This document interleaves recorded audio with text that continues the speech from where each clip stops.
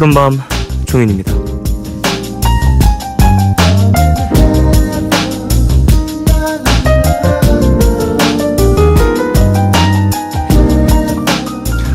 요즘 송곳이라고 해서 제2의 미생이라고 불리는 웹툰이 있는데요. 굉장히 현실적인 내용을 다루고 있기도 하지만 공감 가는 대사들이 많아서 더 인기라고 하죠. 그 중에 많은 분들이 손에 꼽는 명대사가 하나 있는데요. 실패해서 무서운 게 아니야. 실패하고 나서 혼자인 게 무서운 거지.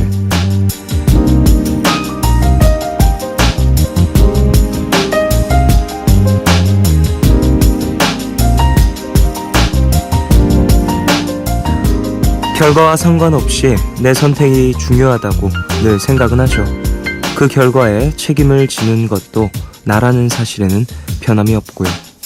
근데 실패했을 때 내 옆에 아무도 없다는 상상을 하면 그건 좀 많이 무섭긴 합니다. 어떤 분이 그런 말을 하던데요. 내가 잘 돼야 주위에 있는 사람들도 많아지는 거라고요. 맞는 말이긴 하지만 그 말이 조금 슬프더라고요. 결과에 상관없이 내 옆에 있어줄 누군가가 딱 한 명만 있으면 되는데 여러분은 혹시 그런 사람 찾으셨나요? 11월 1일 오늘과 내일 사이 여기는 푸른밤입니다.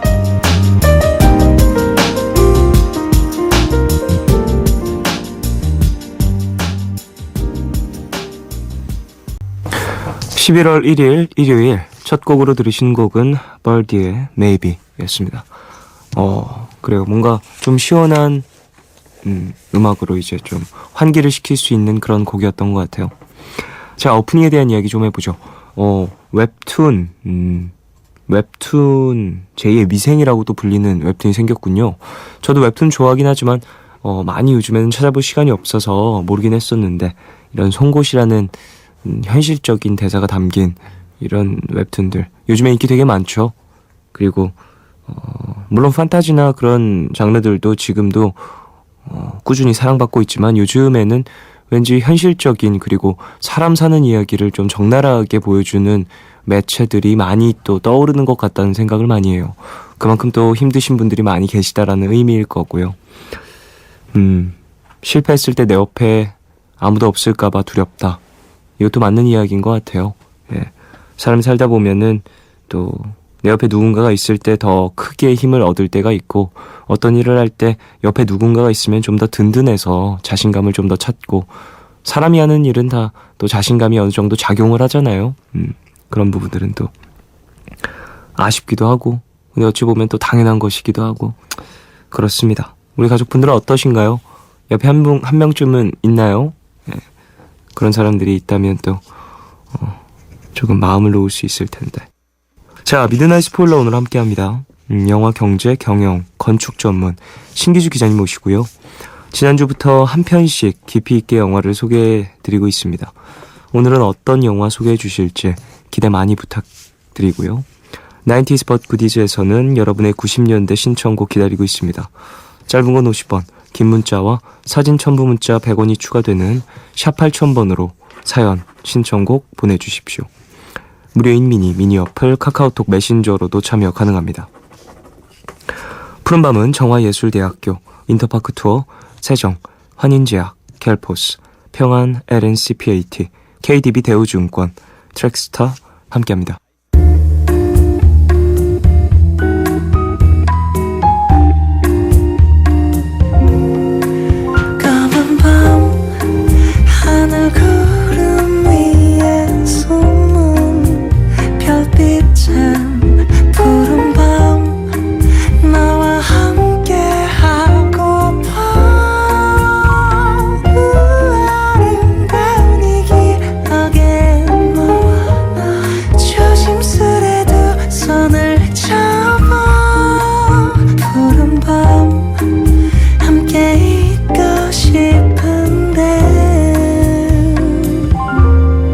푸른밤 종현입니다.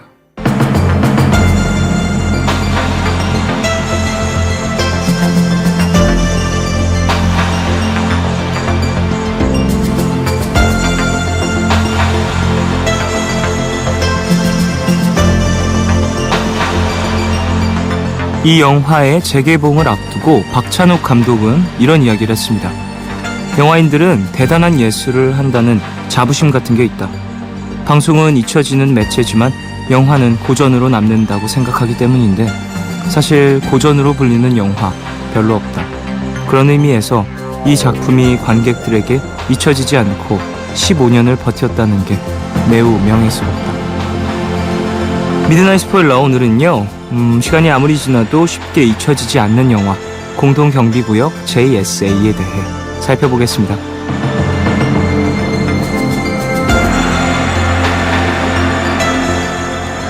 영화 경영 경제 건축 인터뷰 기자 신기주 기자님 어서 오십시오. 네, 안녕하세요. 안녕하세요. 근데 박찬욱 감독이 이런 이야기를 했군요. 네, 최근에 이제 이 영화가 디지털로 리마스터링 돼서 나왔거든요. 네. 그러니까 이제 원래 영화는 필름으로 찍잖아요. 그렇죠. 그러니까 필름은 시간이 가면 빛이 바래요. 그러니까 우리 저 어렸을 때는 그런 영화 많이 있었는데 비가 내리는 영화들 있잖아요. 네, 그런 영화들이 이제 그 보관이 잘못돼서였는데 필름이라는 건 영구성이 없어서요. 시간이 지나면 반드시 인화 그렇게 되거든요. 그러니까 이 필름이라는 원리 자체가 아시겠지만 그 필름이라는 그 화학 물질 위에 빛을 쏴서 이제 그 물질을 변형시키는 거니까 그렇죠. 시간이 가면 갈수록 이제 이게 바래질 수밖에 없는 형태인데 JCA가 만들어진 게 2000년이죠. 그러니까 15년 전인데 이때 필름들이 이제 15년이 지나니까 당연히 이제 바래지고 이제 오리지널이 없어질 수 있어요. 네. 더 무서운 건요. 영화 역사가 100년밖에 안 되는데도 사라진 필름들이 너무 많아요. 한국의 최초의 영화라고 하는 아리랑 이런 것들 필름이 없습니다. 그러니까 이게 보관이 굉장히 어려운데 그걸 이제 디지털화 시킨 거죠. 그래서 영구적으로 완벽하게 이제 그 화질 손상이 없고 음원의 손상이 없게 만들어 놓은 거예요. 그걸 기념으로 해서 이제 작게 새롭게 개봉을 했고요. 이 리마스터링 돼서 그래서 이제 그거를 기념하는 현장에서 이렇게 멋진 얘기를 했죠. 네. 멋있군요. 이게 되게 그래요. 멋있네요. 이 뭐랄까 생명력이 주어진 어떠한 매체라고 볼 수 있는 거잖아요. 네. 생명력이 몇 년이든 어쨌든 이 필름이 다 하기 전까지의 이제 매체였는데 이제 이거를 다시 한번 리마스터링하면서 영구히 보존할 만한 가치가 있다라고 판단이 된 거니까. 영생불사하는 건데 지금 이제 박 감독님 말씀하시는 것처럼 그럴 만한 가치가 있어야 이걸 하죠. 맞아요. 그런 가치가 있다라고 또 이제 인정을 받은 거나 마찬가지니까. 그러니까 이 감독한테는 굉장히 감격스러운 자리인 거죠. 명예로울 것 같습니다. 그러니까 이게 보면요. 몇몇 감독들 중에서 이런 식의 야심을 가진 감독들이 있었어요. 네. 있어요. 어떤 거냐면 정말 많은 영화 찍는 게 아니고 세월이 지나도 기억되는 영화 한 편만 찍으면 좋겠다. 내 영화가 고전이 되었으면 좋겠다라고 이야기하는 감독들이 있는데요. 이런 감독들의 공통점이 뭐냐면요. 그 영화 마니아들이에요. 시네아스트. 이른바 그 시네필 출신들인데, 네. 이 대표적인 감독이 박찬욱 감독, 네. 뭐 유승환 감독, 봉준호 감독, 네. 뭐 이런 감독들입니다. 이 감독도 다 친한 거는 아시죠? 네, 그렇죠. 자랑과 편견, 자랑과 험담이라고 하는, 모임도 있어요. 네. 근데 이 감독들의, 왜 이런 얘기를 하느냐. 이 감독들은 영화에 지금 현재 영화들이 아니고 50년 전, 100년 전 영화부터 지금까지 모든 영화 다 봐온 감독들이에요. 물론 뭐 태어나기 전 영화까지 해서 네. 영화의 역사를 꿰뚫고 있으니까 고전의 가치가 무엇인지 아는 거죠. 원래 글을 쓰든 또는 음악을 만들든 고전에서 시작하는 거잖아요. 거기서 오는 어떠한 에너지들 그리고 그렇죠. 지금 이 세대는 느낄 수 없는 새로운 감성들을 맞아요. 겪을 때 진짜 뭐랄까요. 지금 사는 세상이 아닌 다른 세상을 또 겪었기 때문에 되게 큰 쇼크를 받죠. 맞아요. 컬처 쇼크라고 얘기를 정훈 씨도 그런 것들을 음악을 만들어서 경험하셨을 텐데. 네, 많이 그렇고. 참 그게 이 두 가지인 것 같아요. 하나는 말씀하신 것처럼 그러니까 우리가 살지 못했던 시대를 겪어보게 만드는 그런 측면이 있고 그 안에서 또 인간의 삶이라고 하는 게 결국 세대라는 게 30년, 20년의 기준이 있는데 생로병사의 또는 어떤 신호애락의 감정이 순환해요. 그러면 과거에 그런 감정들을 표현했던 것들을 보면 새로운 걸 느낄 수 있죠. 그러면 그들은 이렇게 표현했구나. 네. 우리 아버지 세대는, 우리 형님 세대는 그러면 우리는 이렇게 표현할 수 있겠구나라는 걸 느낄 수도 있고 또 하나는 그럼에도 불구하고 시대를 초월하는 것에는 어마어마한 저력이 숨겨 있고 그게 무엇인지를 알아내면 에너지를 그러면 그거를 빌려와서 내 걸로 만들 수 있죠. 셰익스피어가 여전히 읽히는 건 수백 년이 지나도 그러겠죠. 그 안에 엄청난 저력이 있는 거거든요. 저도 셰익스피어 읽고서 쓴 가사가 있는 걸요. 정말요? 제목 자체가 줄리엣이에요. 네. 그래서 셰익스피어가 했었던 그 명 대사들 있잖아요. 네, 한 줄 네. 한 줄 다 주옥 같지만 그 줄리엣을 처음 보고서 반했을 때 네. 횃불에게 너도 그녀에게 빛나는 법을 배워야 된다. 오. 달빛에게도 너도 그녀에게 비하면 정말 하잘것 없는 조그만 빛이다. 이런 얘기를 하는 게 있어요. 그래서 제가 쓴 가사에도 첫 줄에 그게 바로 나옵니다. 횃불과 달빛에게 그녀에게 빛나는 법을 배우라는. 정말. 그런 식으로 좀 이렇게 문화가 되물림된다고 볼 수 있겠죠. 네. 또 다른 영감을 저에게 주고 저는 그 영감을 얻어서 또 다른 가사를 쓰고 그 가사가 누군가에게 또 새로운 영감을 줬다면 너무나도 감사한 일이 될 수 있는 것 같습니다. 대단하네요. 저는 사실은 그러니까 종현 씨는 정말 클래식을 읽은 거잖아요. 그렇죠. 저는 클래식 읽고 잔소리만 하고 안 읽거든요. 어쨌든 자 그런 뭔가 깜짝이야. 문화에 대한 뭐랄까 새롭게 또 리마스터된 그런 의미 있는 공동 경비구역 JS 얘기를 하다가 이렇게 길게 얘기가 나왔는데 이제 영화 얘기로 좀 넘어가 보죠. 그렇죠. 네. 2000년에 개봉했어요. 2000년 9월 9일입니다. 2000년이라고 하면 얼마 안 된 것 같은데 벌써 15년 됐어요. 제가 이 영화 개봉할 때 기자 시작한 지 2달 됐었어요. 7월 달에 시작했거든요. 네. 그 개봉했을 때 당시에 너무 화제였던 게 너무 생생하게 기억나는 게요. 이 영화가 될 때만 해도 흥행이 될 거라고 아무도 생각하지 않았어요. 정말 거짓말 아닙니다. 그래요? 그러니까 지금 송강호, 이병헌 그러면 뭐 그냥 난리 나죠. 대박이죠. 뭐 이영애 우와 뭐 이런데 당시에는 송강호 씨가 뭐 물론 흥행 배우이긴 했지만 그러나 당시에 흥행이 아주 크게 됐던 영화가 그 직전에 쉬리가 있었고요. 네. 송강호란 배우의 진가가 아직 만개하기 전이었어요. 이영애 씨 영화에서는 크게 주목받지 못했었고요. 물론 아직. 아름다운 배우지만 이병헌 씨 뭐 지금 광해 또는 뭐 이런 영화에서 보면 너무 훌륭합니다만 그 당시에는 아직 잘생겼어. 번지 점프를 하다가 이 영화가 나오기 전에 찍은 건가요? 후에 찍은 건가요? 이 다음에 찍은 거더라고요. 그러니까 이 영화 찍고 1년 뒤에 찍었는데 그러니까 이병헌이라는 배우가 아직 번지 점프를 한다를 통해서 연기력을 인정받기도 전. 네. 그러니까 이 배우를 갖고 누가 영화를 찍었어. 좋아요. 그런데 감독이 박찬욱이야. 박찬욱이 누군데? 박찬욱이 누군데였어 정말로. 네. 이 영화 찍을 때만 해도 겨우 이제 흥행이 계속 실패해서요. 사실은 영화를 더 이상 못 찍어서 네. 영화 평론가로 먹고 살았던 먹고 살았던 표현은 적절하지 않은데 어쨌든 영화를 잘 알지만 네. 너무 많이 알아서 탈이다라는 얘기 들을 정도였고요. 당시에 제자가 있었죠. 그 제자가 유승환 감독. 제자와 단둘이 강을 누비는 이제 거사였던 거죠. 네. 그러다가 이제 이 영화 공동경비구역 JSA를 찍었는데 네. 이 영화 찍게 된 사연도 있어요. 그 뭐냐면 박찬욱 감독이 찍고 싶었던 영화는 복수는 나의 것이었어요 원래. 네. 그래서 명필름이라는 지금도 있죠. 그 심재명 대표님. 네. 정말 이제는 건축학개론까지 이제 영화의 명 감독 이제 얼마 전에 명필름 전작전이라고 해서 이 영화사가 만든 수없이 많은 영화들을 한 자리에서 트는 영화제 됐었거든요. 그만큼 이제 한국에서는 독보적인 영화사가 되었는데 네. 이 영화사의 심재명 대표가 만나자고 했을 때 들고 갔던 게 복수는 나의 것이라는 시나리오였어요. 물론 나중에 영화로 만들어지긴 했지만 그러나 누가 이런 영화를 보냐면 또 바로 안 된다. 당시에는 또 다른 영화가 있었죠. 그게 무슨 영화냐? 박쥐였습니다. 이런.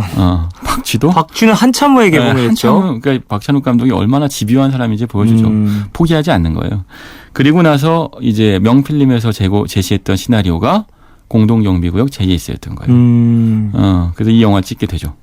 그러니까 이게 박찬욱 감독의 출세작이 되는 거예요. 그렇네요. 이 공동경비구역 JSA 보신 분들이 많이 계셔서 어느 정도 스포일링이 가능할 것 같다는 생각이 드는데 스포일링이 다 되죠. 이미 이거 15년이나 됐으니까 자 어떤 상황과 어떠한 배경으로 이야기가 이어지는지 간략하게 좀 소개를 드려드리겠습니다. 배경은요. 공동경비구역 JSA입니다. 공동경비구역이죠. 판문점. 판문점이에요. 거기서 비무장 근데 여기서 이제 이병헌 씨가 연기한 이수혁이라는 병장이 있어요. 네.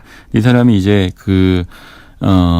수색을 나갔다가 이제 전방에서 군 생활하신 분들은 아시겠지만 수색이라는 게 굉장히 두려운 거잖아요. 무슨 일 당할지도 모르고 지뢰를 밟을지도 모릅니다. 실제로 지뢰를 밟아서 부상을 당하신 병사들 분들이 계셨죠. 얼마 전에도. 그렇죠. 얼마 전에도. 네, 그러다 보니까 이 지뢰를 밟고 죽을 위기에 처했는데 네. 그때 같이 수색을 나왔던 따로 북측에서 수색을 나왔던 북한군 중사인 오경필과 네. 또 정우진이라는 그러니까 송강호 씨하고 신하균 씨를 만납니다. 네. 송강호라는 인물은 굉장히 그 베테랑이에요. 그러니까 이 이수혁 병장은 우리도 병장이면 계급이 높지만 중사보다는 경험이 부족하죠. 그렇죠. 근데 이 북한군 병사인 이 오경필은 해외 파병까지 나가봤던 정말 산전수전 겪은 베테랑 병사예요. 결국은 이 사람이 그래 뭐 적군이긴 하지만 그러나 뭐 불쌍하니까 도와주겠다 하고 이제 이수혁 병장을 목숨을 구해줍니다. 그 지뢰를 밟은 상태에서. 네. 그래서 어느 정도는 친해지게 되었는데, 네. 그래서 결국은 이 사람 둘이 초소를 사이에 두고 대치하는 상황이었음에도 불구하고, 남북 당국 모르게 이제 이 휴전선이죠. 38선을 넘나들면서 우정을 나누게 되는 거예요. 네. 노래도 듣고, 뭐 이러면서 서로 이제 우정을 나누는 거죠. 어찌 보면 금지된 우정이라고 볼 수 그렇죠. 있겠죠. 절대 있으면 안 되는 네. 일인 거예요. 사실 적국인데 네. 그런데 그 안에서 인간적인 관계를 맺게 되는 거죠. 네. 여기서 보면 이제 그 다양한 에피소드들이 나옵니다만 초코파이 이야기들 참 많이 나오죠. 그러니까 초코파이가 너무 맛있다며 눈물을 흘리다가도 갑자기 이제 오경필 중사가 뭐 이제 북한이 공화국이라고 부르는 자기 나라에 대한 충성을 맹세하기도 하고 네. 뭐 이런 재미있는 장면들이 막 나와요. 네. 근데 이게 박찬욱 감독이 이 앞에 아주 재미있는 웃기고 아기자기한 남자 4명의 이야기들을 길게 연출을 해놔요. 근데 이게 재미있거든요. 네. 요즘 우리는 알고 있죠. 이제 송강호 씨의 그 코믹 연기가 너무 재밌다는 걸. 그렇죠. 그런데 이건 뒤에 있는 비극을 극대화시키기 위한 장치인 거예요. 그러니까 앞쪽에 행복한 장면은 네. 이어지는 극단적 비극을 강화시키는데요. 결국은 사건이 일어납니다. 네. 그리고 이 사건에서 신하균 씨가 연기한 정우진, 그러니까 북한군의 초소병 한 명이 죽고, 네. 그리고 이제 북한군 중사인 오경필도 총에 맞게 돼요. 그리고 이제 이수혁 병장은 살아남죠. 그런데 이게 이 일이 왜 일어났는지에 대한 거를 조사를 할 수밖에 없는 상황인 거예요. 네. 그러니까 어쨌든 남북이 총을 쏘고 서로 방아쇠 당긴 거잖아요. 군인들끼리. 사건의 진실을 알 필요가 있는 거죠. 네. 그래서 이 진실을 알기 위해서 이제 한국계 스위스인인 그 소피 장이라고 하는 소령이 파견되는데 이 사람이 이영애 씨가 연기한 네. 인물입니다. 진실을 파헤쳐 들어가는 과정에서 비극적인 사실이 드러나는 거죠. 어떤 이야기일지 상당히 네. 궁금하지만 노래 한 곡 듣고 와서 이야기를 더 들어보겠습니다. 김광석의 붙이지 않은 편지 듣고 올게요.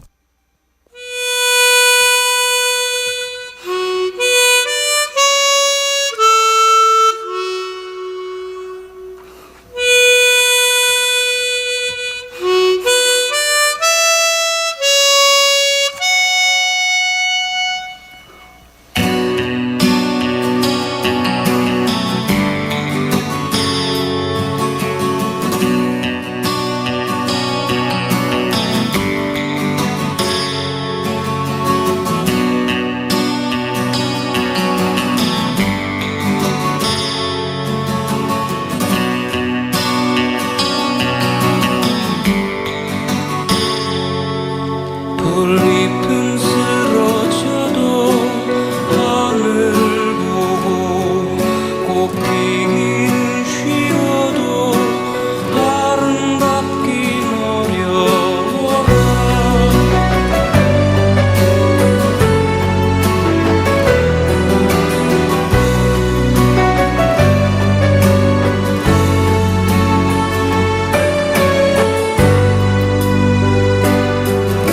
시대의 새벽길 홀로 걷다가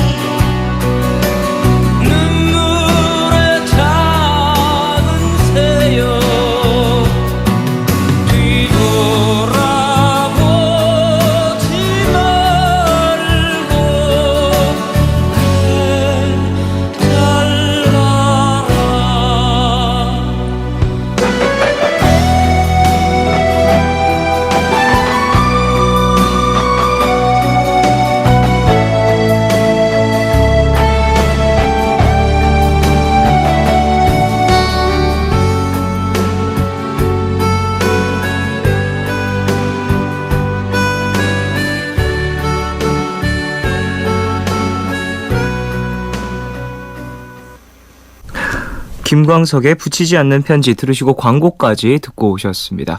자, 어찌 보면 상당히 민감한 주제일 수 있는 판문점 그리고 공동경비구역 JSA라는 곳에서 일어난 이야기를 영화로 다룬 건데요. 아니죠. 일어난 일을 다룬 게 아니라 그 배경으로 네. 영화를 만들었습니다. 장편 소설이 있었어요. 그 원래 원작의 소설가 박상현 작가가 쓴 장편 소설이 네. DMZ라는 소설이 있었는데 네네. 요거를 각색했죠. 근데 이 각색을 하면서 이게 그 실화 사건하고 지금 말씀하신 것처럼 많이 엮여서 연상이 된다라는 얘기가 있었어요. 그렇죠. 그게 요즘은 많이 옛날 얘기가 됐는데 김은중이 사건이라고 있었습니다. 그러니까 그렇죠. 그러니까 의문의 총기 사고로 사망하게 되는데 이 사건들 때문에도 당시에는 그러니까 이런 거죠. 그 남북한 대치 상황에서 그 진실이 알려지지 않는 사건들이 너무 많았고 네. 그런 것들 때문에 이제 그런 것들을 취재해서 쓴 기자도 있었고 그리고 그런 것 때문에 루머도 많이 돌았고 네. 그러니까 JSA 때를 통해서 그런 그 안에 있었던 어떤 그 상상을 한 이 영화는 처음 등장한 것이었는데 그게 굉장히 비극적이었던 거죠. 네. 왜냐하면 그러니까 신하균, 이병헌, 김태우, 송강호 4명이 정말 친하게 지냈어요.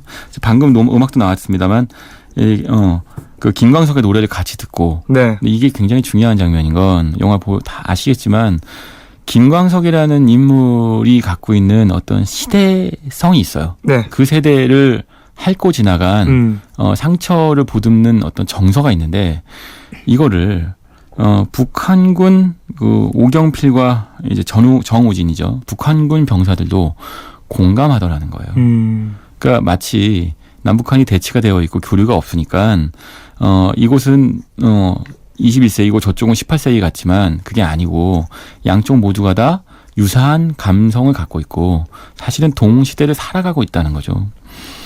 그 노래 한 자락으로 이제 그 공감대가 형성되는 거예요. 굉장히 영화 속에서 중요한 장면이거든요. 네. 말이 필요 없는 장면. 또 하나는 이병헌 씨가 이제 여자친구가 없냐고 자꾸 물어보죠. 송강호 씨가 너 뭐 없어? 라고 물어보니까 사진을 하나 갖고 오죠. 네. 그게 고소영 씨 사진이죠. 그랬더니 순간 아니 정확하게는 그렇군요. 김태우 씨가 갖고 오는 거였군요. 네네. 영화 안에서 어쨌든 남한 병사가 갖고 오는데 그 안에서 이제 그 고소영 씨 사진을 보니까 모두가 다 부러워하죠. 결국은 남북한에서 미녀는 동일하다. 미적 감각도 동일하다. 그러니까 뭐랄까 이런 재미난 요소들 그리고 감동적인 요소들이 앞에 계속해서 나오면서 그 어떠한 금지되어 있는 우정 이런 것들에 대한 것들을 더 끈끈하게 만들면서 후에 그렇죠. 있을 이야기들이 더 참담하게 다가오는 거겠죠. 그렇죠. 우리가 이제 한결에다 한 민족이라는 거를 강화하고 그것들을 그러니까 서로 다른 공간에서 살면서 서로가 적국이라고 배워왔어요. 그렇죠. 근데 만났더니 같은 사람들이라는 거죠. 어쨌건 말도 통하더라는 저들도 거죠. 사람이고. 그러니까 그런 거를 발견하는 순간 이들도 놀랍고 신기하고 우정을 나누고 이 영화를 개봉했던 2000년 당시에 관객들도 그 장면들 때문에 굉장히 충격을 받았죠. 네. 그러니까 적국이라고 생각했던 존재들이 그게 아니구나라는 생각을 하게 되는데 후반부에 가면 아까 말씀드린 것처럼 총기 사건이 일어나죠. 네. 그러니까 이들을 누가 갈라놓게 되느냐라는 문제가 있어요. 근데 사실은 이게 비극인데요.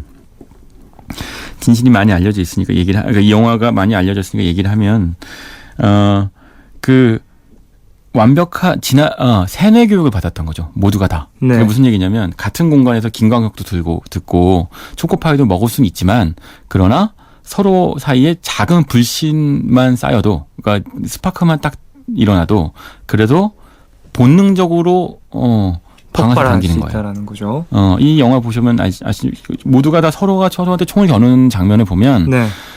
서로한테 총을 겨누면 안 된다는 걸 머리로는 알아요. 네. 그런데 몸이 움직이는 거예요. 우리 흔히 몸으로 배운 거는 오래 기억한다고 하잖아요. 네네. 이들은 너무 철저하게 상대방을 증오하고 미워하도록 교육을 받았던 거죠.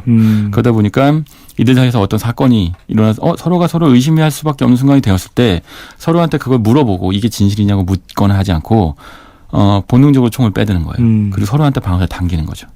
그러니까 이게 나중에 이병헌 씨가 연기한 이제 이수혁 병장이 자살을 시도하게 되는데 네. 그때 느끼는 죄책감의 본질이 무엇인지를 이 영화에서 끊임없이 이제 관객들도 되물어요. 우정을 나눴던 사람을 죽였기 때문에 교통스러워하는 것이냐, 그것만은 아닌 거죠. 무슨 얘기냐면 몸과 마음이 그 분열되어 있는 거예요. 네. 그러니까 내가 배운 것, 내가 아는 것과 내가 본 것과 사이의 어떤 갈등 때문에 이른바 내파되는 건데 그 내파된 분열의 모습을 이병헌 씨가 굉장히 잘 연기하죠. 지금 사실은 네. 우리가 이게 협녀 영화 소개한 적이 있잖아요. 예전에. 협녀에서 보면 이병헌 씨가 바로 그 욕망과 하지만 잔인함 사이에 오가는 이분법적인 그 분열된 인물을 너무나 잘 연기해요. 네. 또 광해에서도 마찬가지예요. 그렇죠. 두 인물 연기하잖아요. 광해와 닮은 평범한 그러니까 왕 노릇하는 광대. 네. 하지만 둘이 사실은 1인 2역이죠. 그렇죠. 사실 한 인물인 거고. 그러니까 이병헌 씨가 이거에 굉장히 장기가 있거든요. 그런데 JSA 때 처음으로 그 장기를 보여준 거예요. 이 내면이 분열된 거죠. 네. 착한 얼굴을 하고 아주 잔인해졌다가 그것 때문에 죄책감을 느끼고 자살을 시도하게 되는 거예요. 그러니까 이 JSA 비극이라고 하는 것들은 당시의 시대상과 또 지금도 이어지고 있는 비극과 일맥상통하는 부분이 있죠. 엄청나게 민감한 주제인 것 같아요. 이런 주제를 또 참 영화가 이후에 있었는지가 궁금하거든요. JSA 이후에 이렇게 판문점이라든지 그 북한 군인과 우정을 나누는 것이 주된 이야기가 되는 영화가 있었는지. 그게요. 제가 이제 이실직고를 하자면 서부전선이라는 영화가 있어요. 그게 그래요? 얼마 전에 추석 때 개봉했던 영화입니다. 설경구 씨가 나오죠. 그리고 여진구 씨가 나와요. 이 두 사람이 설경구 씨는 이 한국군 병사고 여진구 씨는 북한군 소년병으로 나오는데 네. 최근에도 이런 시도가 있었어요. 그런데 제가 이제 얘기하자면 원래는 이 서부전선이라는 영화를 소개해드릴까 싶었는데 이 영화를 봤더니 그래요. 설경구 씨 영화라고 믿기지 않을 정도로 실망스럽더군요. 이게 풀기 힘든 주제라는 게 또 거기서 느껴지는 거군요. 맞아요. 그러니까 JSA에서의 이 영화에서는 사실은 그 예민하고 자칫하다 보면 관객들한테 수수께끼만 남겨줄 수 있는 이야기를 알기 쉽게 풀어주면서 그 안에서 비극성을 높여요. 근데 반면에 서부전선의 경우에는 남북한 병사들 간의 우정 이야기를 다루거든요. 네. 근데 그 과정에서 지나치게 영화가 들떠 있어요. 코미디로 다루는데 둘 사이에서 결국은 임무를 완수해야 되는 두 병사가 어쩔 수 없이 전쟁터에서 협조하고 서로 애증의 관계에 놓이고 뭐 이런 이야기거든요. 네. 그러니까 JSA하고 기본적인 틀이 같은데 그런데 훨씬 지금 종현 씨 얘기한 것처럼 섬세하게 연출을 해야 되는 주제였던 거죠. 이거를 코미디로 연출한다고 해서 무거운 주제가 가벼워지는 게 아니에요. 그렇겠죠. 남북한이라는 주제는 어쨌든 무겁습니다. 근데 이 무거운 주제를 피해 가려고 그러면 가볍게 코미디로 다뤄보지라는 건 지나치게 1차원적인 접근인 거죠. 그게 아니라 무거운 주제는요. 무거운 것보다 더 무겁게 심각하게 그 주제에 접근할 때 오히려 가벼워지는 거예요. JSA에서 박찬욱 감독이 보여준 장기가 거기에 있죠. 그러니까 그 비극을 피하지 않아요. 대신에 아까 말씀드린 것처럼 그 비극성을 오히려 극대화하기 위해서 둘 사이에 있었던 어떤 재미있는 이야기들을 끄집어내서 행복하게 만들죠. 순간 행복을 주고. 네. 그리고 그 다음에 몰핀을 줬다가 갑자기 고통을 주는 거죠. 그 안에서 관객들이 근데 이게 저도 영화를 오래 취재합니다만 사실은 영화가 흥행하기 어려운 코드예요. 왜냐하면 영화 비극이거든요. 그렇죠. 비극적인 이야기고 심지어 어찌 보면은 민족적인 이야기를 담고 있기 때문에 그렇죠. 다른 뜻을 갖고 있는 사람들이 너무 많이 있을 수 있고 맞아요. 어찌 보면 영화의 색깔에 적이 될 수 있는 사람들이 그렇죠. 곳곳에 있기 때문에 말입니다. 그런 것 같고 이제 영화 외적인 논란이 일어날 수도 있고요. 사회적인 문제를 일으킬 수도 있고. 그리고 영화가 안에서 남자 배우 4명이 나와요. 네. 둘이서 제기 타고 노래 부르고 초코파이 먹는 게 무슨 재미예요. 그러니까 그런 이야기들을 갖고 영화를 찍으려면 훨씬 더 정교해야 되는 거죠. 근데 이제 서부전선의 경우에는 저는 설경구라는 배우를 정말 좋아하는데 설경구의 가장 졸작이 아닌가 싶을 정도였어요. 그 정도였군요. 그러니까 그게 왜 그러냐면 특히 설경구 씨가 코미디 연기와 전극 연기가 되게 잘 되거든요. 그러니까 코미디 연기 쪽으로 풀었는데 그러니까 안타까울 정도로 배우가 소모되더군요. 그러니까 이게 이 남북한 영화라고 하는 게 또 배우한테도 굉장히 위험천만한 요소인 거예요. 근데 그게 잘 성공했을 경우에 그러니까 이게 이 영화 이후에, 그러니까 JSA 이후에요. 이렇게 민감한 주제도 네. 다룰 수 있구나였어요. 물론 이 영화가 하기 전에 남북한 코드가 흥행이 된다라는 걸 입증한 대단한 영화가 한 편 있긴 했어요. 어떤 영화죠? 쉴입니다. 아, 쉬리 같은 경우는 완전한 적이 되어서 그렇죠. 서로가 네. 싸우면서 이제 어찌 보면은 그런 뭔가 국민적 감성을 네. 국민적 열망 같은 것들 그런 맞아요. 것을 영화로 표현한 걸 수도 있겠고요. 그렇죠. 그랬는데 결국 남북한 코드라고 하는 게 한국에서 굉장히 흥행 코드라는 걸 시리가 입증하고 그리고 JS에서는 정반대로 그걸 비극으로 풀어내보고 네. 그리고 그 이후에 이어지는 이제 태극기 휘날리며 같은 영화는 이걸 다시 또 전쟁의 로 풀어내고 그러니까 이게 한국 영화 안에서 남북한 관계라고 하는 건 비극이기도 하고 희극이기도 하고 스펙타클이기도 하고 블록버스터이기도 하고 정말 피할 수 없는 어떠한 거대한 역사와 함께 한 가는 장르예요. 사실. 그러겠네요. 하나의 장르가 이루어지는데 이 영화 일조한 영화 중에 하나죠. 근데 서부선서는 조금은 그러면서는 그런 영화의 무리가 어떤 있었다. 그 장르의 최신 작품인데 사실은 이게 추석에 개봉했다는 건 사실 추석에 그 전국적인 관객들을 마주하고 싶었다는 뜻이겠죠. 네. 국제시장 같은 관객들이 있잖아요. 을 보는. 그러니까 맞아요. 이른바 연령대를 초월한 관객들이 있고.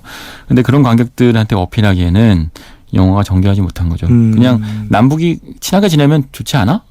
또는 그 안에서 뭐 어쩔 수 없는 비극 같은 게 있으면 그거를 가볍게 코미디로 풀어내다가 나중에 좀 울려주지. 이 정도로 접근해서는 안 되는 거고 JS에서는 그 비극과 희극의 깊이의 차이가 거의 하늘과 땅 차이 수준이어서 관객들이 영화를 보고 나와서 먹먹했던 거죠. 먹먹할 수밖에 네. 없었던.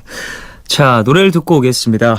턱 앤 패티의 Taking the Long Way Home 듣고 오겠습니다. 턱 앤 패티의 Taking the Long Way Home 듣고 오셨습니다. 자, 신기주 기자님과 함께 미드나잇 스포일러 진행하고 있고요. 공동 경비구역 JSA에 대해서 이야기 나누고 있습니다. 네. 자, 이 영화 얘기, 스토리, 배우들, 이런 얘기 쭉 많이 해봤는데 감독 얘기를 좀 고작 안 했네요. 박찬욱 감독이 워낙 유명하셔서. 그러게 말입니다. 덧붙일 얘기가 없지만 요즘 아가씨 찍고 계시죠. 네. 아가씨 데리고 다니고 있습니다. 누구가 여주인공이시죠? 김민희 씨. 김민희 씨와 김태리 씨가 나오고요. 그리고 하정우 씨가 나옵니다. 이게 원래 원작이 있어요. 네. 핑거 스미스라고 하는 원작이 있고요. 소설이. 네. 이 영화는 여자 그러니까 그 빅토리아 시대를 배경으로 해서 그 귀족 여인이 있고요. 아가씨가. 네. 그리고 그 아가씨의 시종을 두는 하녀가 있는데 이 둘 사이에 동성애를 다루고 있어요. 그러니까 그 모종의 묘한 관능미가 있는 영화이고 네네. 한 차례 BBC에서 드라마를 만든 적이 있는데 영화로 만들어진 건 처음입니다. 그래서 이제 그 박찬욱 감독이 김민희, 김태리 그리고 그 김민희 씨가 아가씨죠. 그 귀족집 아가씨인데 이 한국에서는 배경이 이제 일제 강점기예요. 그 시기에 이른바 봉건적인 조선 시대와 근대화된 새로운 시대 사이에 어떤 갈등, 긴장 관계가 있고 그 안에서 사실은 지금 현대에서는 뭐 하녀가 있고 아가씨가 이런 게 없잖아요. 그렇죠. 그래서 아가씨와 하녀라고 하는 거의 갈등은 말하자면 그 계급적 갈등과 긴장이기도 하면서 또 한편으로는 그 아가씨의 돈을 노리는 악당들이 이 네. 하녀를 이용하거든요. 그러니까 그 사이에서의 어떤 긴장이 있고 또 성적인 긴장도 있죠. 네. 특히 여성끼리의 성적인 긴장은 또 더 내밀한 것이어서 박찬욱 감독님의 장기 중에 하나인데요.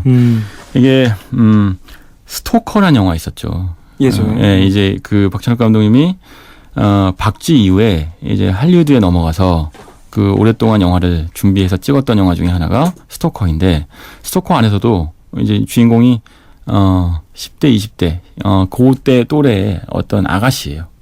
그리고 예전에 또 사이보그지만 괜찮아를 찍은 적이 있었거든요. 그래서 이 영화가 박찬욱 감독의 아가씨 3부작이다 라는 얘기를 합니다. 근데 아시겠지만 복수 3부작이 따로 있었잖아요. 그렇죠. 이제 올드보이, 복수는 나의 것, 친절한 금자씨가 있었는데 그 이어서 또 3부작이 생겼다라는 얘기를 하죠.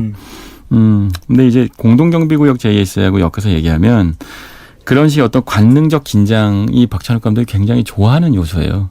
박쥐에서도 흡혈귀가 되는 존재가 신부님이잖아요. 네. 그러니까 사실은 성적인 관계에서는 절대로 거리를 둬야 하는 존재가 사실은 누구보다도 성적인 관능으로 가득 차 있는 흡혈귀가 되는 거예요. 네. 드라큘라 같은 존재가 되는 거죠. 그 긴장을 굉장히 즐겨요. 사실 공동경비국 JS에서도 이 4명의 이 남자 배우들을 동성애적 관계로 묶고 싶다는 욕망이 있었어요. 물론 그렇게까지 묶었으면 오늘 15년 후에 리마스터링 되기 어렵겠죠. 흥행이 어느 정도 되지 않았을 테니까. 그만큼 약간 파격을 즐기는데요. 네. 그 파격이 박찬욱 감독의 장기이기도 하면서 또 한편으로는 관객과 박찬욱 감독 사이에 약간의 어떤 건너지 못할 강 같은 존재이기도 하죠.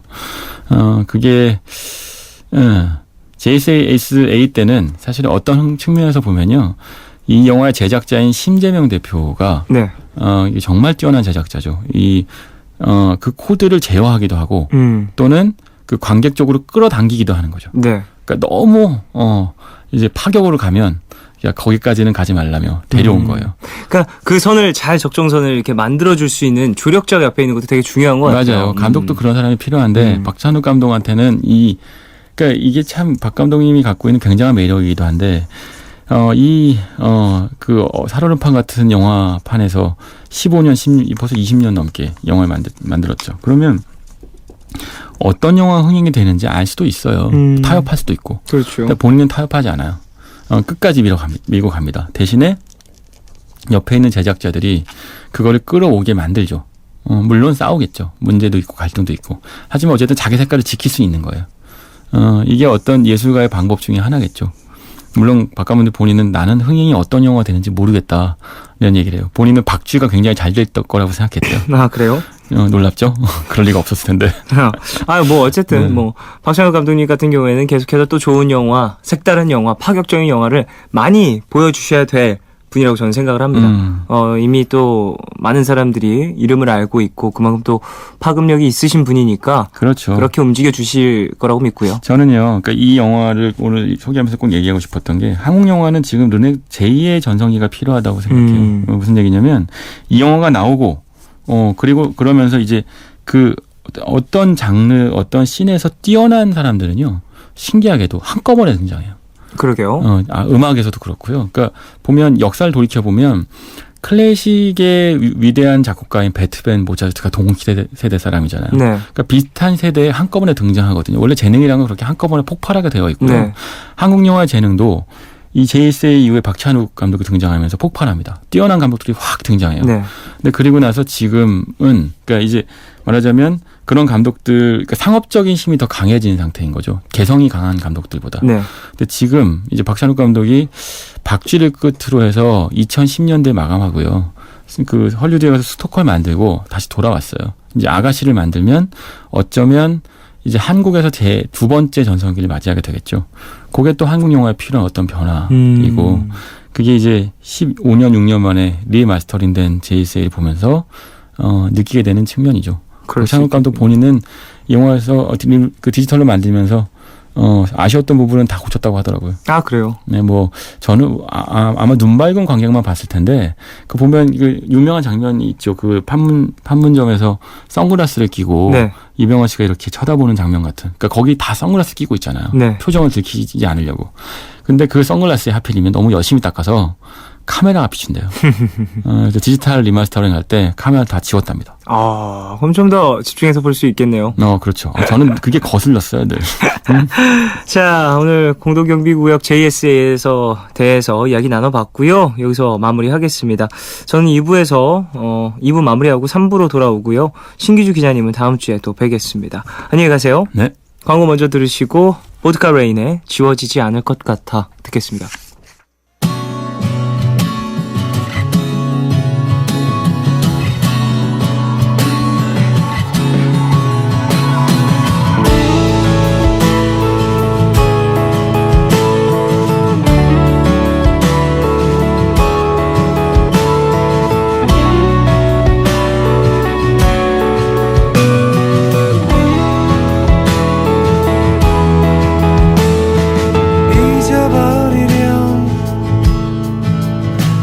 이제 네가 더 이상 할 수 있는 일 따윈 없는 걸 지워버려야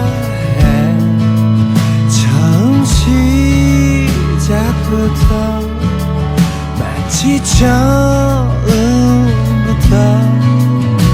없었던 것처럼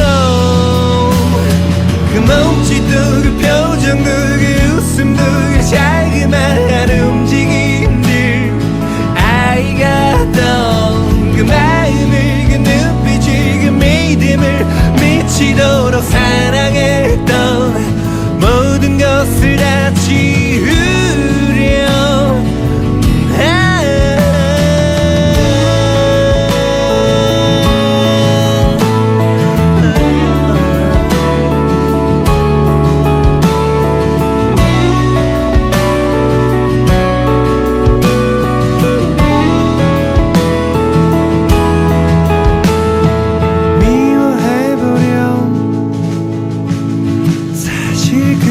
밖에는 어떤 이해심도 이제 부질없어 이기적이잖아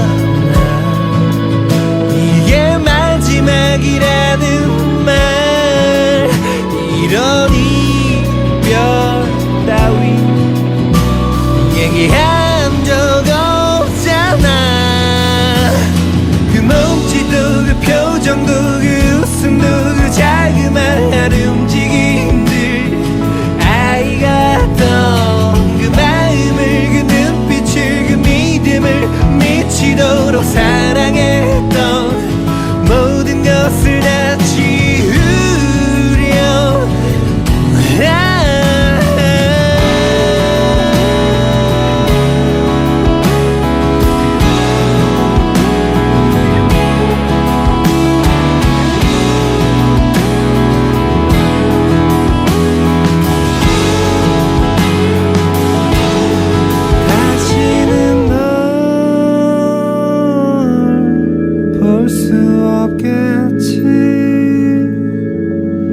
다시는 널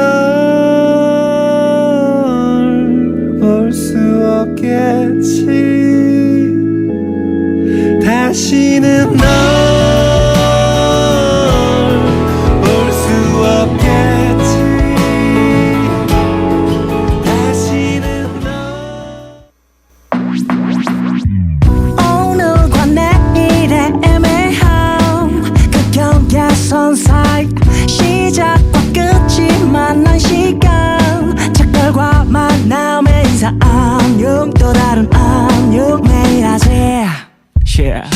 널 보면 넌 푸른 밤을 상상하네 널 보면 넌 푸른 밤을 상상하고 들어줄래 네 두기에 내가 속삭여줄게 마치 보석을 담은 듯 반짝빛이 나는 푸른 밤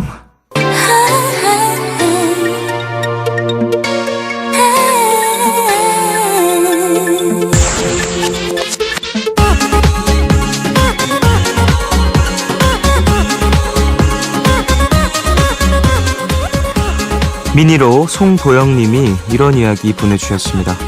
아버지께서 들으시던 올드팝은 80년대 이전이고 제가 주관을 가지고 음악을 들은 건 중학생이 된 2000년대부터여서일까요? 혼자 90년대 음악을 듣고 있으면 살짝 붕 뜨는 느낌이 들었었는데요. 이 코너에서 90년대 노래를 들으면 사연과 함께여서 그런지 제가 들어온 음악에 허리가 이어지는 느낌이 드네요. 푸른밤 가족들의 추억과 함께해서 귀에 더 쏙쏙 들어오고 마음이 더 찌릿찌릿 감기는 90년대 노래들로 함께하겠습니다. 90s but goodies.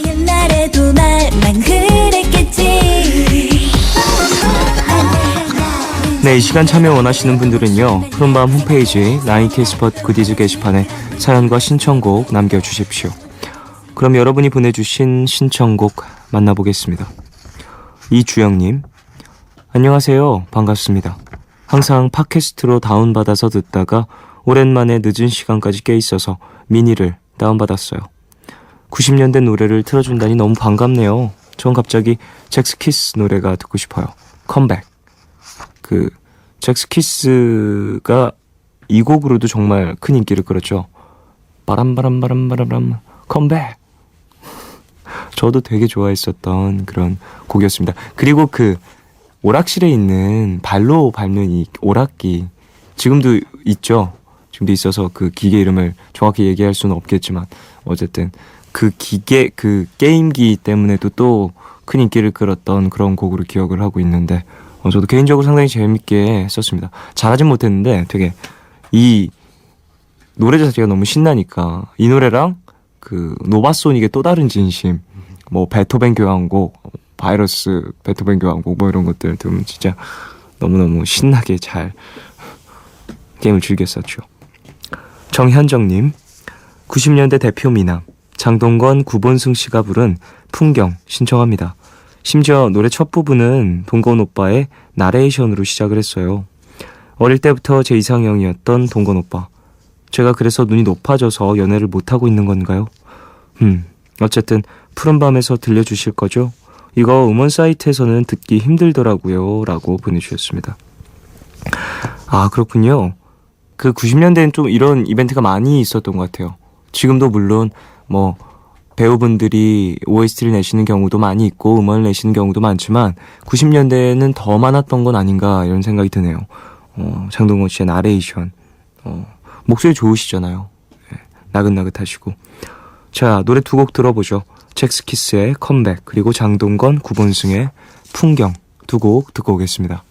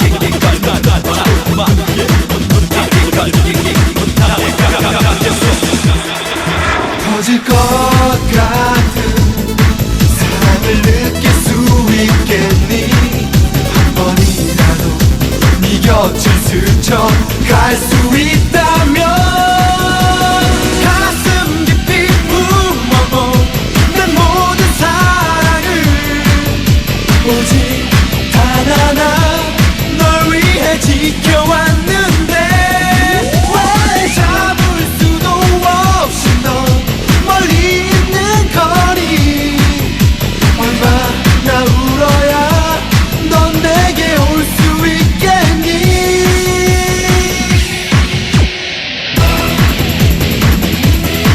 Come back Come back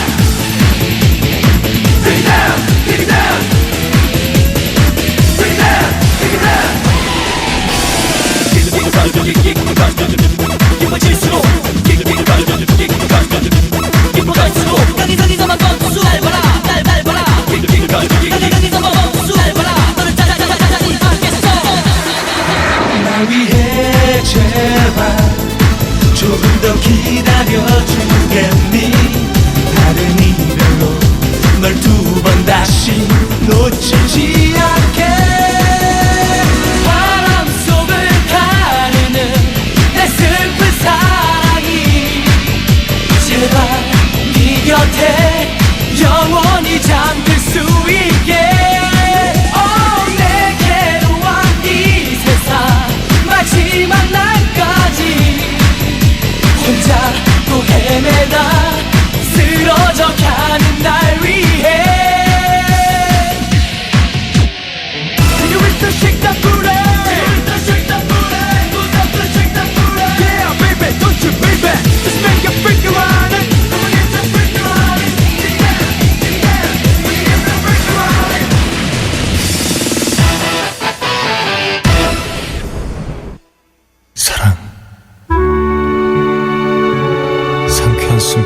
잠들게 하던 사랑. 그건 내게 지상에 웅장한 음악이었고 은밀한 축복이었다. 하지만 이제 그 혼미한 상념을 피해 영원히 잠을 자려 한다. 바다 밑 고요 속으로 찬란한 내 사랑의 빛을 간직한 채로 먼 훗날 날 슬퍼할 이유들이 사라진 날 난 노래하리라. 눈물 없는 그리움으로 여전한 나의 이 사랑을. 나 없는 그대를 걱정해. 그대가 없는 나를 한 번도 생각해 본 적 없으니 나 아직 그대와 사랑으로 함께 했었던 그때처럼 그대 여전히 내게 있으니까. 떠나갔지만 나는 아무렇지 않아. 추억만으로도 내겐 너무나도 아름답던 사랑 항상 부를 테니까.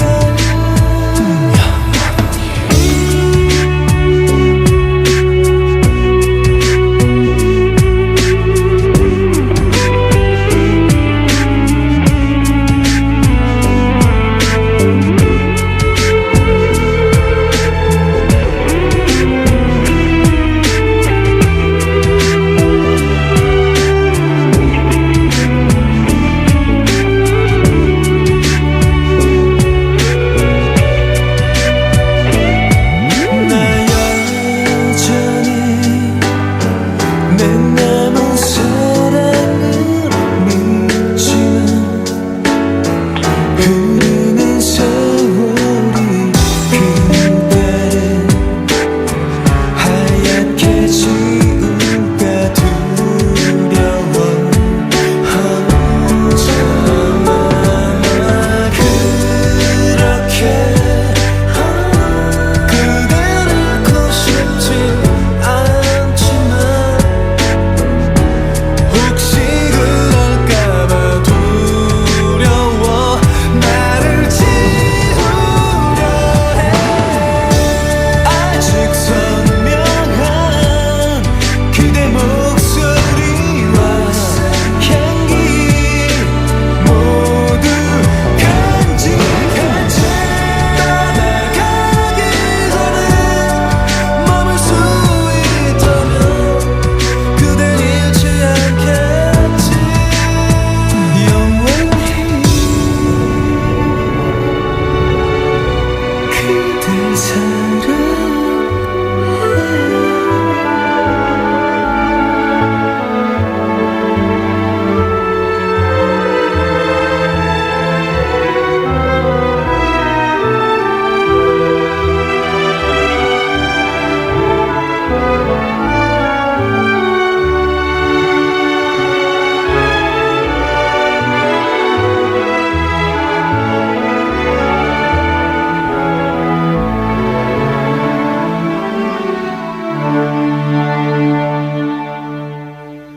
잭스키스의 컴백 그리고 장동건, 구본승의 풍경 두 곡 듣고 왔습니다.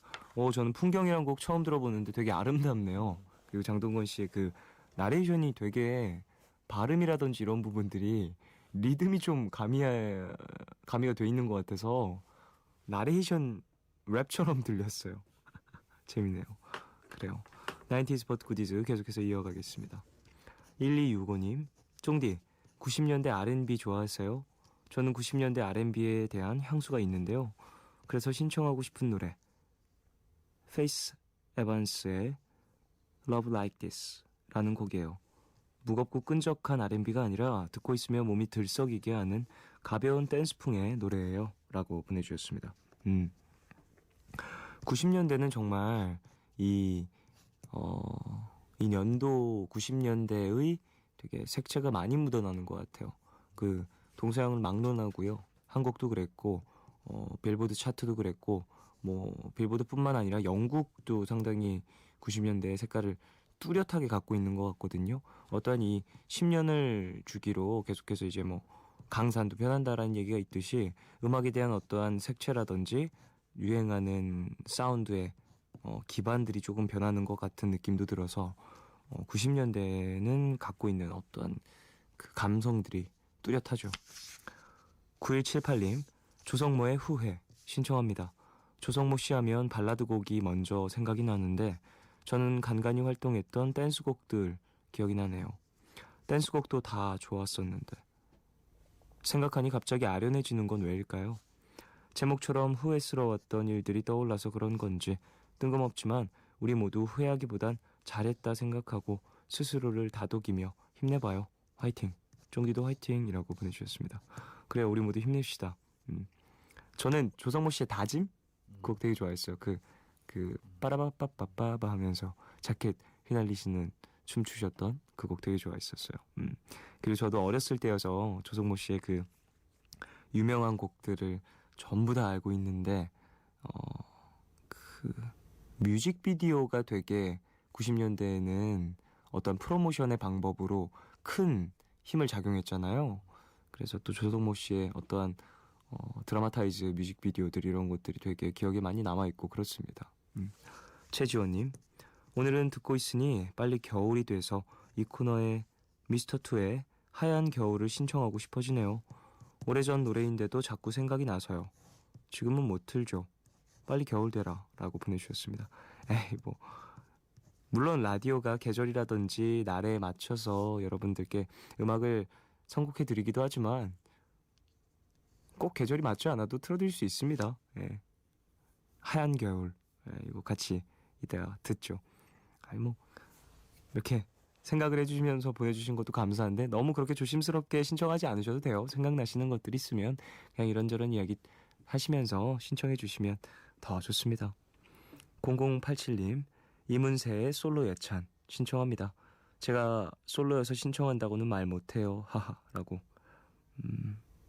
전 솔로를 예찬하진 않아서요.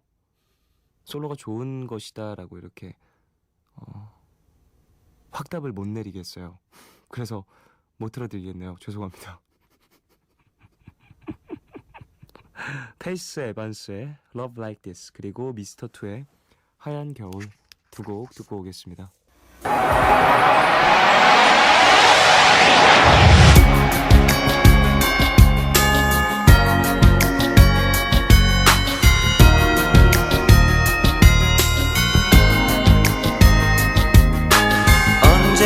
언제부터인지 그댈 멀게 느낀 건 다른 누군가와 함께 있는 것 하얀 눈이 내린 겨울밤에 그의 품에 안긴 모습이 나의 가슴 속에 너무 깊이 남아있기 때문에 힘든 이별이란 말을 전할 수밖에 아무 생각할 수 없어 그저 돌아설 뿐 조금 기다려줘 나를 아직 내겐 너무 많아 가슴 벅찬 일인걸 다시 사랑할 수 있을 때까지 그냥 생각해줘 나를 지난 겨울 어느 날 함께 지내왔던 날들을 그리움에 눈물로 내릴 때까지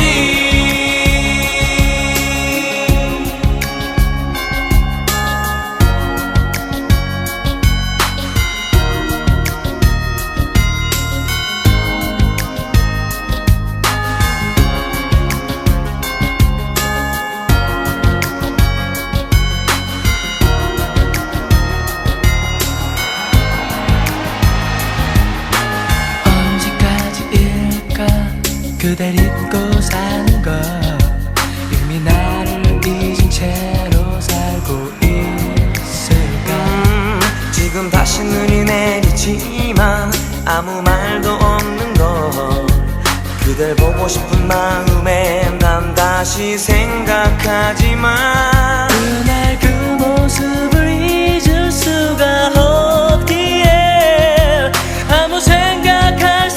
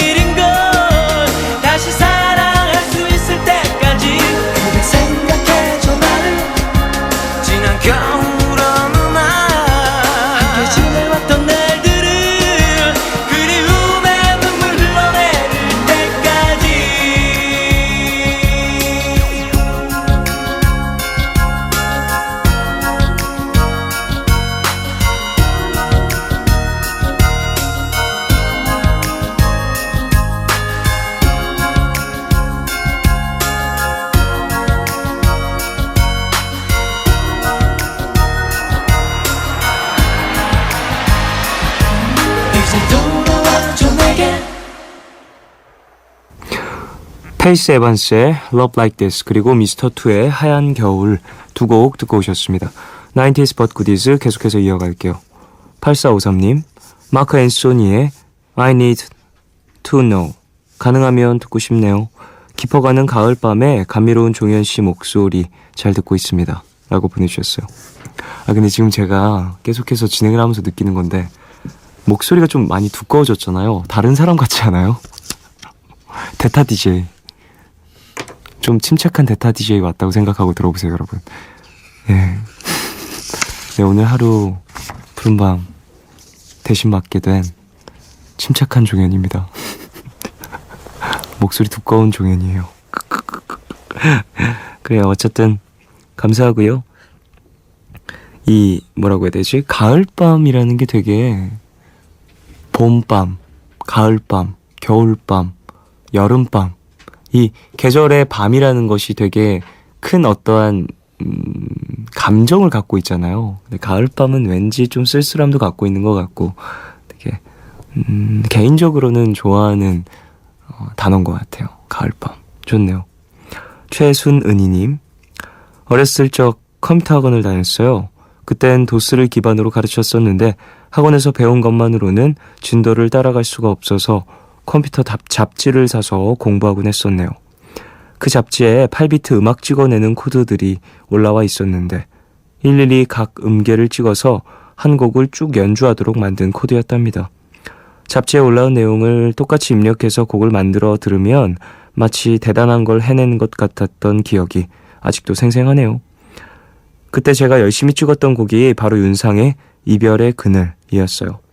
찾아보니 딱 1990년도에 발매된 앨범이네요. 틀어주실 거죠? 라고 보내주셨습니다. 저 정말 어렸을 때 도스 했던 기억이 있는데 저는 도스 때는 컴퓨터가 있거나 그러진 않았고요. 예, 윈도우로 넘어와서 윈도우 98? 그때쯤에 이제 컴퓨터를 처음 이제 접했던 것 같아요. 도스는 친척 집에 있었어요. 도스 컴퓨터. 그래가지고 그 도스 컴퓨터에서 이제 게임으로 넘어가려면 막 명령어 입력하고 그래야 되잖아요. 그래서 그것도 영어로 입력해야 되고 하니까 몰라가지고 친정 누나한테 해달라고 막 쪼르고 막 그랬었던 기억이 나네요. 고인돌 했었는데 그때. 0026님 쫑디 김수희의 에모 틀어줘요. 이것도 90년대 곡인데 쫑디가 당연히 알 줄 알았는데 콘서트 때 모르는 곡이라고 해서 저 당황했잖아요. 이 노래 진짜 좋아요 라고 보내주셨습니다. 그때 커피 소년님 오셨을 때 저한테 이 곡을 신청하셨는데 제가 그 아티스트 이름과 곡 이름을 매치를 못했었던 거예요. 아는 곡이었습니다. 아는 곡이어서 이 노래를 또 제가 커피 형님한테 저 대신 좀 불러주세요 라고 해서 살짝 부르시면서 이제 거기에 계시던 모든 관객분들이 함께 따라 부르고 저도 따라 부르고 그래서 화합이 장이 됐던 기억이 나는데 저 이 곡 알고 있습니다. 예, 알고 있어요. 그래서 틀어드리지 않을 거예요. 임지연님 달팽이를 부르던 패닉이 이 집을 냈을 때 적잖이 충격이었어요. 자켓도 그로테스크적이고 그 어릿광대의 새 아들들에 대하여 벌레 같은 노래는 중학생인 제게 참 힘든 곡이었습니다. 근데 어른이 되어서 다시 이 집을 들어보니 참 좋네요. 특히 낮게 읊조리는 이정님의 목소리가 지친 마음에 위로가 되는 노래 패닉의 강 듣고 싶어요 라고 보내주셨어요. 이 패닉이라는 팀은 되게 청춘을 대변하는 것 같아요. 근데 그 청춘을 대변하는데 아름다움과 밝음과 그런 면도 물론 청춘에 있겠지만 자조적이고 염세적인 뉘앙스도 좀 잘 표현해준 음악적으로 예술적으로 잘 표현해준 팀이어서 저는 되게 진짜 멋있는 팀이라고 생각을 해요. 예, 패닉 진짜 좋은 팀이었고 이적씨도 진짜 훌륭한 아티스트인 것 같습니다. 노래 두 곡 듣고 올까요? 마크 앤소니의 I Need to Know 그리고 패닉의 강 두 곡 듣고 오겠습니다.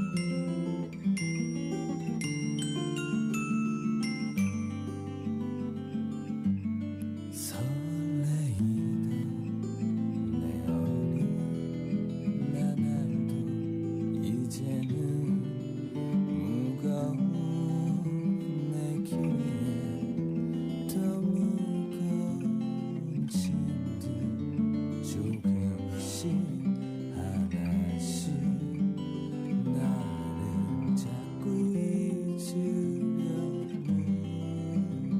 물을 떨구며 멀리 강물 따라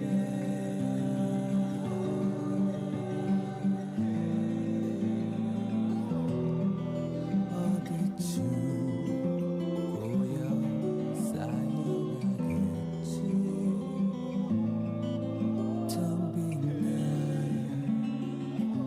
또 하루를 가고 내 모든 꿈은 강물에 남았네 작은 섬이 되었네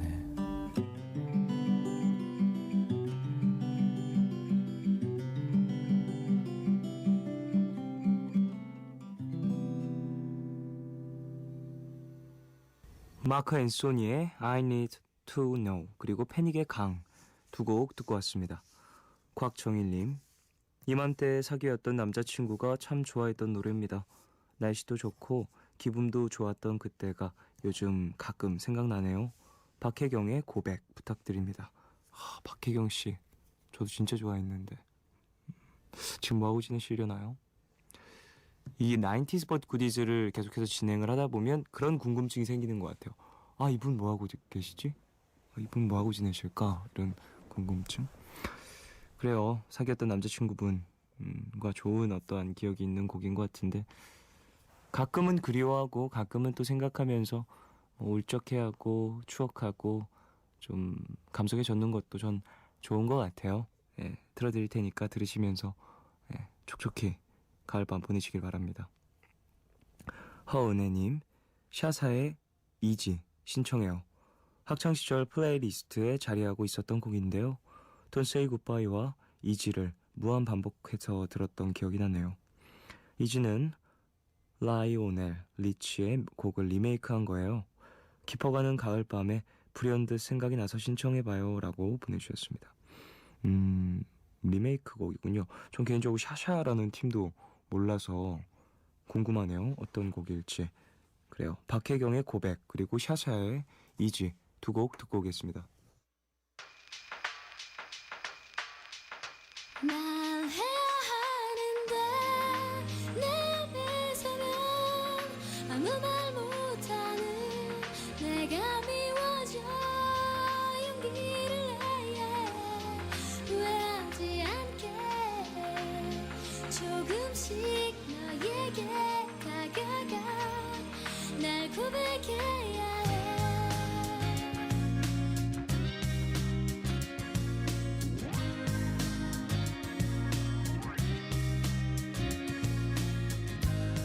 내 오래된 친구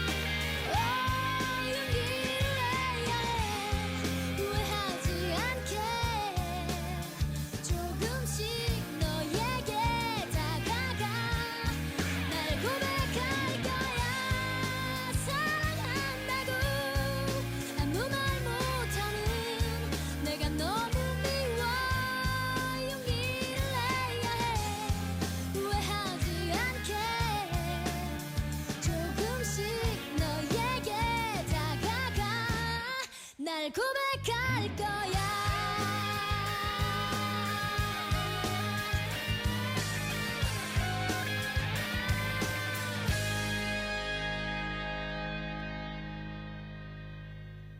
박혜경의 고백 그리고 샤샤의 이지 두 곡 듣고 왔습니다.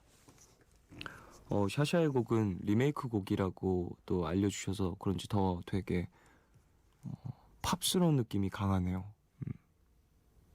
4194님, 학창시절 공부하다가 지칠 때면 주구장창 듣던 노래가 있어요. 넥스트의 해에게서 소년에게.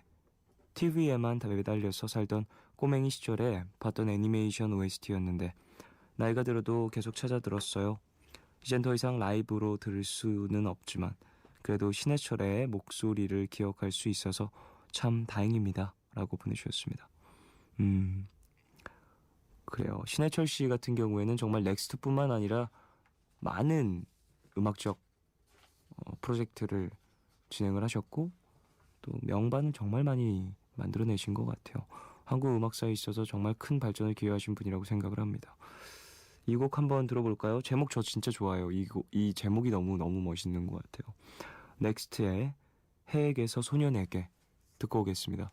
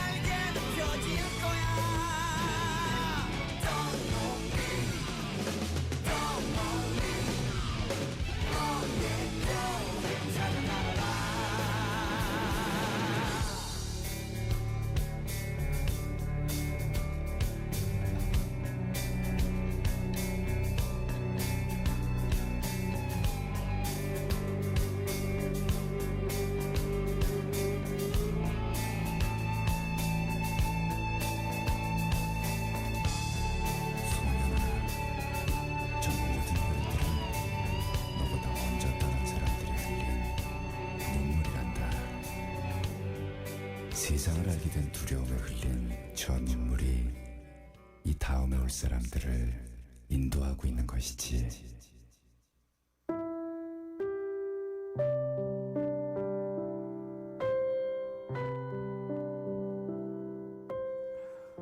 얼마 전에 경력직으로 후배 한 명이 새로 들어왔어요. 똘망똘망해 보여서 일을 잘하겠다고 기대를 많이 했는데요. 막상 일을 시켜보니 기대 이해한 거예요. 인사도 잘하고 성실하고 태도도 좋은데 일의 결과가 너무 형편없다 보니 화도 못 내겠고 스트레스가 하나 더 늘어난 것 같아요.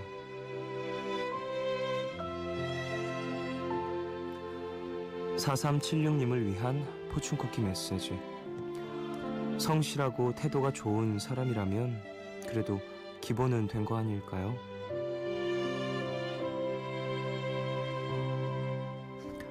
사람이 좋으니까 화도 못 내겠고 난감하실 수 있을 것 같은데요.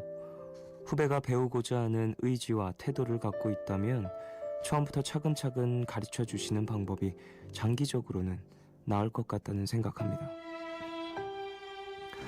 간단한 거지만 하나씩 습득을 하다 보면 그 후배분도 방식과 요령을 터득할 수 있을 것 같고요.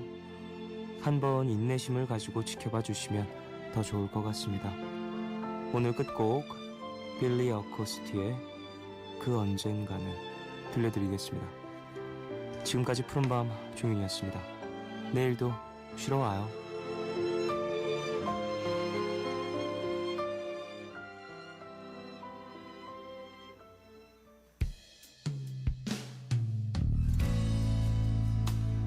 수줍게도 나른했던 그 빛 작아진 아픔 속에 갇혀있던 날들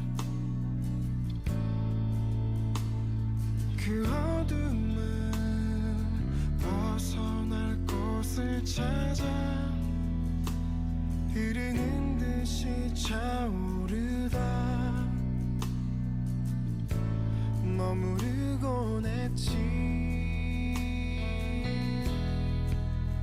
나르는 저 하늘의 꽃잎을 얹어 따라오는 이 바람을 품에 안고 그 언젠가는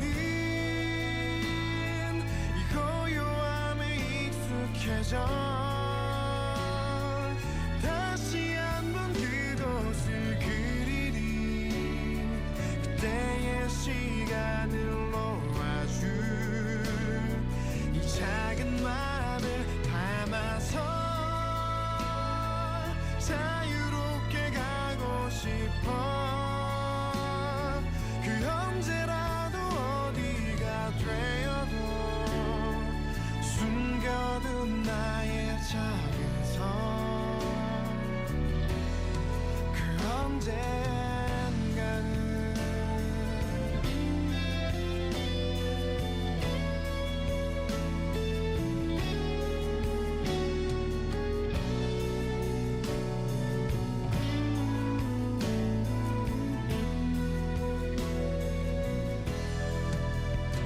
나르는 저 하늘의 꽃잎을 얹어 따라오는 이 바람을 품에 안고 그 언젠가는 이 고요함에 익숙해져 다시 한번 그곳을 그리리. 그때의 시간을 놓아줄 이 작은 마음을 담아서 자유롭게 가고 싶어.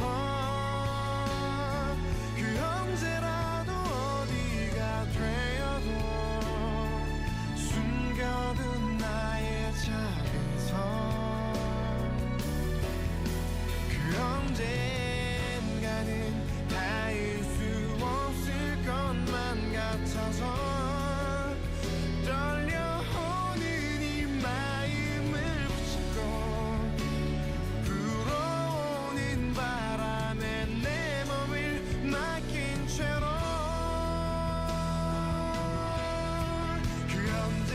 나는 이 고요함에 익숙해져